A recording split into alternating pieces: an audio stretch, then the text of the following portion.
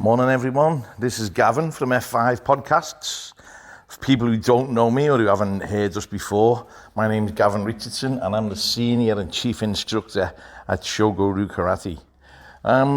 The idea behind today's little chat is to talk about gradings. People have been asking me, what's a grading? What's it all about? In its most simple form, a grading is a test for your belt. So it's the way you move from one level up to another. So, for example, if you're a brand new beginner coming into a karate class, the instructor, in this case me, will teach you some punches, will teach you some blocks, will teach you some kicks, will teach you how to stand, that's called a stance, and we'll do some basic combinations with you. And then we'll practice them for a couple of months, and then once you can do those, we'll do an exam. We'll do what we call a grade, and we'll do an assessment. It's a physical assessment of what you've learned. And if you've reached a particular standard, you pass your grading, you get a certificate, you get a new belt, you get a pat on the back, a round of applause, everyone's happy, you move up to the next level, and you start learning a new set, and so on and so on and so forth. All right? So, a grading is an important part of your development as a martial artist.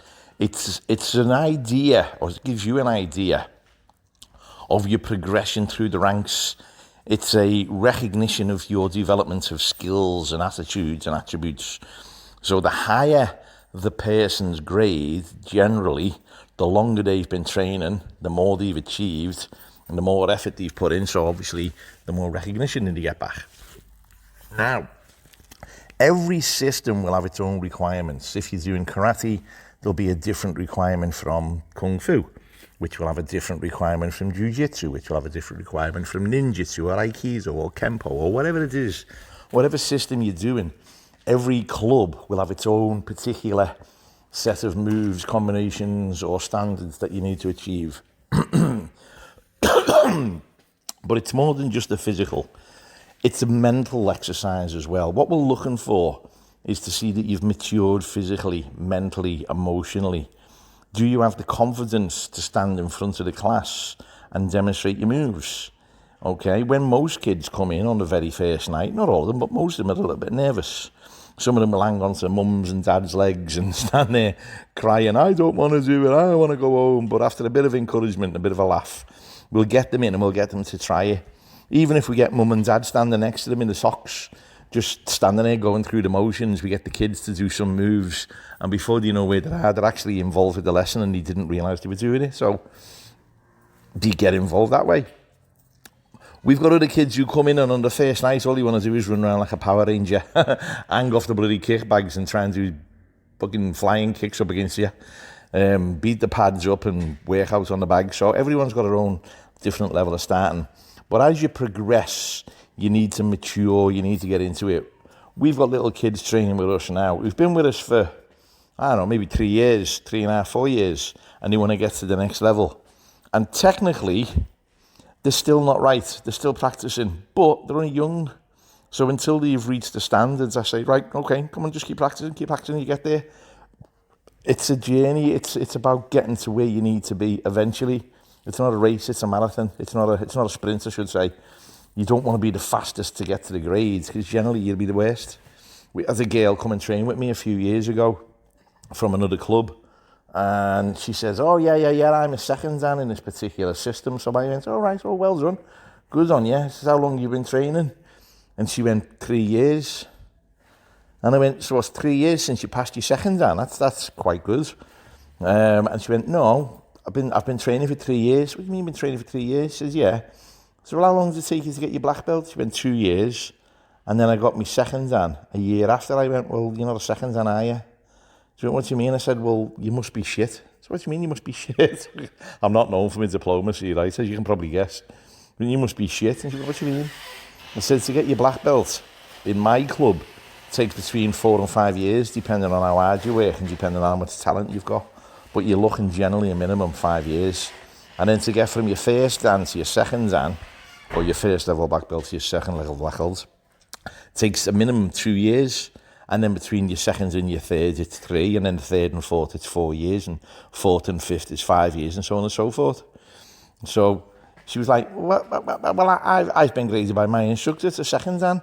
And I went, yeah, okay, well, let's see what you've got. And honestly, Jesus, right, I had people who'd been training for 3 or 4 months would have kicked this poor girl all over the room, tied her in knots, and just like give her a really hard time. And it's not the kid's fault.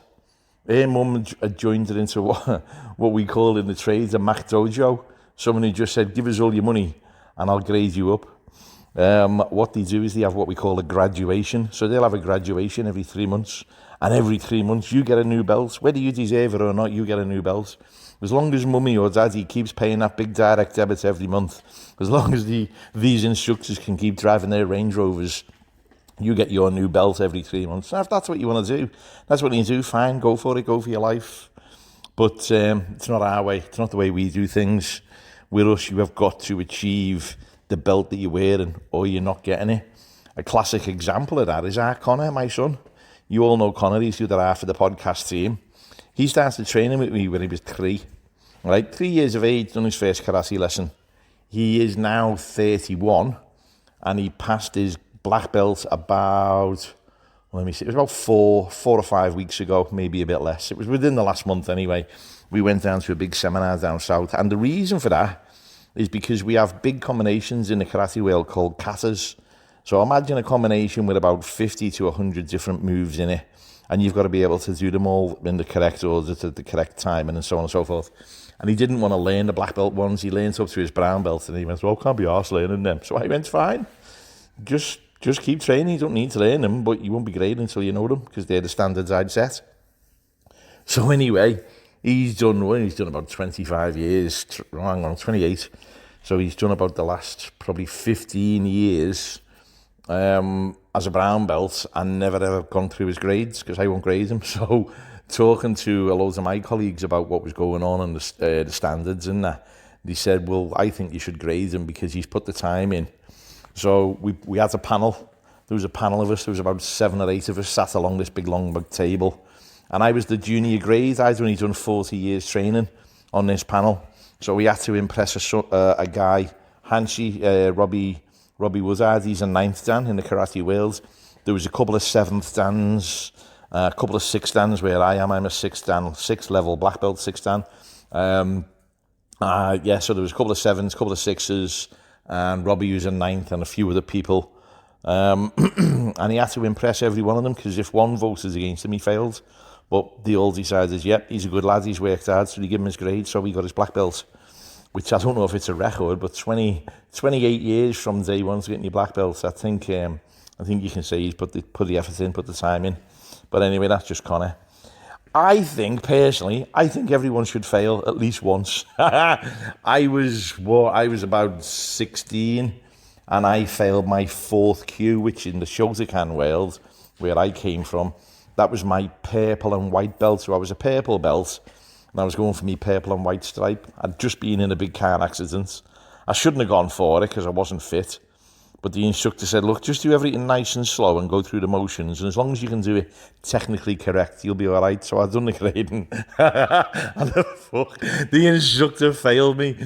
Sensei Tommy Waters, you bastards, yeah. He failed me. And I went, Sensei, I failed. And he went, why did you fail? He went, you've done too slow. And I went, didn't you tell him about the car crash I was in? He went, oh no, I forgot all about that.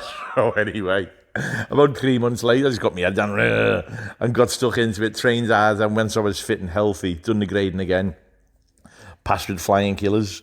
Some people take failure as just a kick in the face. Oh no, I failed, I'm never going back there. Oh, and I have a moan and a whinge. I just started laughing and went, fucking hell, okay, fair enough. I knew I was slow. I shouldn't have gone in for it. I shouldn't have attempted it, but again, I want me belt. So I'd done it 3 months later. And then off we went. So when we're doing our gradings, right, when we're putting students forward, your actual lower grades, yeah, it's an assessment and the exam is on the day. But for the higher grades, the exam, you don't even know you're doing the exam. The exam is an ongoing assessment. So let's say, for example, you're going for your grading on, we'll call it New Year's Day, easy to remember, January the 1st. You're going to be assessed all the way through November, all the way through October, and all the way into December. So you'll actually be graded up in December or November to your black belt by the instructor team. They'll look at you and they'll pick a name out. We'll call it Johnny, he must say, right, little Johnny, how's he getting on? Yeah, look at this, look at that, he can do this, he can do that. Yeah, okay, he's a black belt now. That's it, he's ready for his grading. So that when you actually turn up on a day, theoretically, it's just a formality. Show your moves, show your spirit, show your temperament, pass your grading, get your certificate, get the recognition for it. That's not to say you can't fail. You can still fail if you walk in on the day and it all falls to bits. Then obviously you're going to fail and you're going to have to come back and redo it. But what we try not to do is if someone's borderline, if someone's like, yeah, no, maybe. Well, no, mate, you're not ready. If there's any doubt, then you're just not ready. My system is dead simple. If you're a white belt and you want to be an orange belt, I just stand you right next to the orange belts. And if you look the same as them, if you move the same as them, if you can do what they do, you get that belt. And if you can't, then you don't. And it's like that going right up the grades. And it's easier when you get to the higher grades because people go, I want to get me brown belt, I want to get this belt, I want to get that belt. And I go, yeah, no problem. Stand there, standing amongst those 4 brown belts there. So I'll line you up like the number 5 on a dice, 2 in the front, 2 in the back, you be in the middle. And I'll say, now let's see you do your move. And if you move as well as the brown belts around you, then you deserve your brown belt. And if you don't, you don't. And you keep practicing until you do. It's pretty simple. The quality control systems, that's all there is to it. So as you move up, you get your certificate, you get your grading, and everyone's a winner. And then people say, so what happens if you get someone who's physically unable to do that? Not a problem. A mate of mine runs a club down south, so a big shout out to Neil Kirkland. He runs Adaptive Martial Arts down in Cambridge.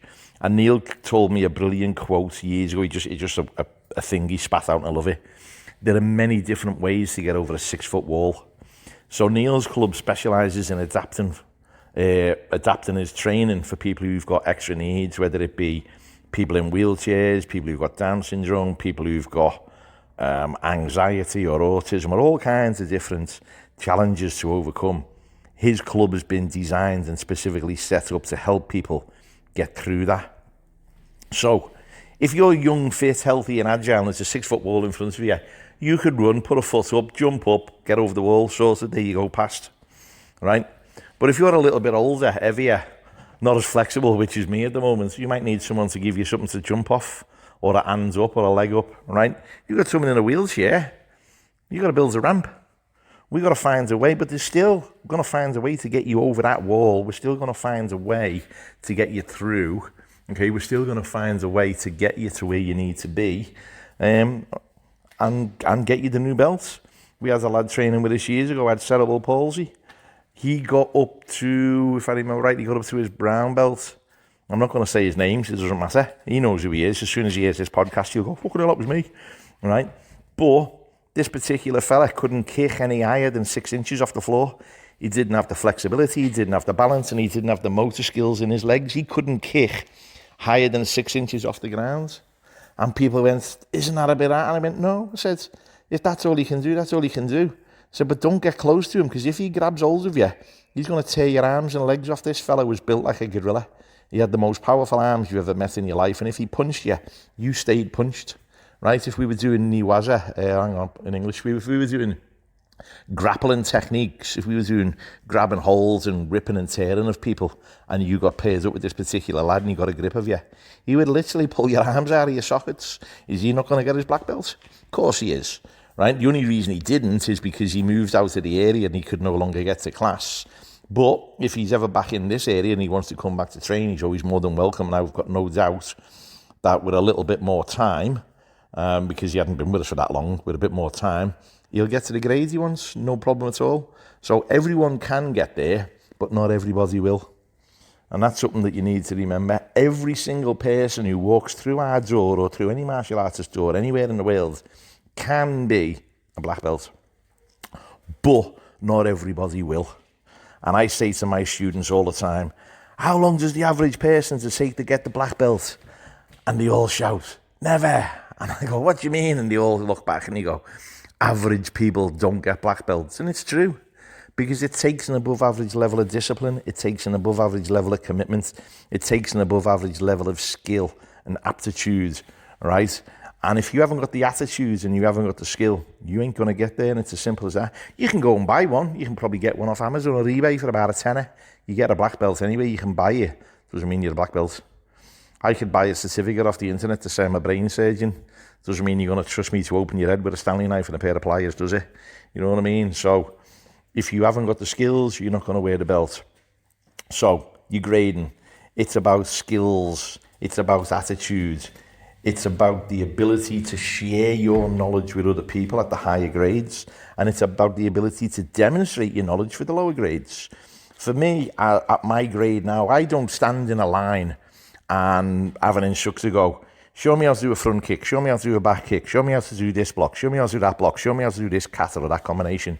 Right? That's not the way it works. For me now, I passed my 6th dan, or I was awarded my 6th dan about 2 years ago.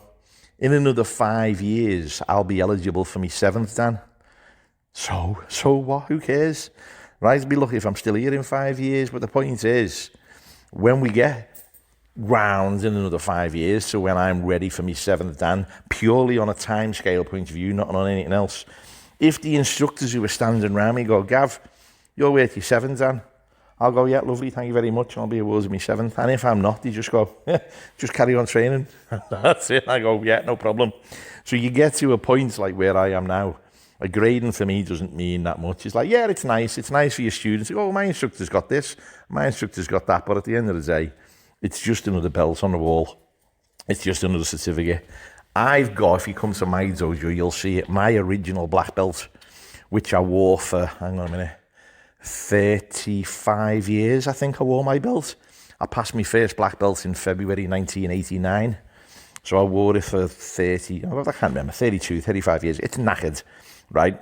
I'll try and get a photo of it. It's in a frame in the dojo. I'll try and pin a photo of it to this particular post. And you'll see it. The reason I stopped wearing it is because it's literally fallen to bits. I could probably tie it another half dozen, maybe 10 times, and it was going to snap. It was just going to snap at the knot because it's that old and that worn and that frayed. I've pretty much worn it out. So obviously I bought myself a new belt, and anyone who knows a new black belt knows they stick out like a pair of handlebars and it takes about 2 years to break it in. So I'm only just breaking my new belt in now. It's just starting to hang straight. But I reckon it'll be comfortable in another 4 or 5 years. So anyway, that's that. So there you go. I hope you've got a little bit more knowledge. I hope you understand a little bit more about how gradings work. And it's not something to be afraid of. It's something to look forward to. You want to pass your grading, get yourself to class and practice. The only difference between the white belts and the black belts who've been training for 10 or 20 years is practice and time. That's all it is. We've been there longer. We've practiced harder. We've done a little bit more. We've got a bit more knowledge. That's all it is. It's just practice. Head down, arse up, get on with it. I'll see you all soon.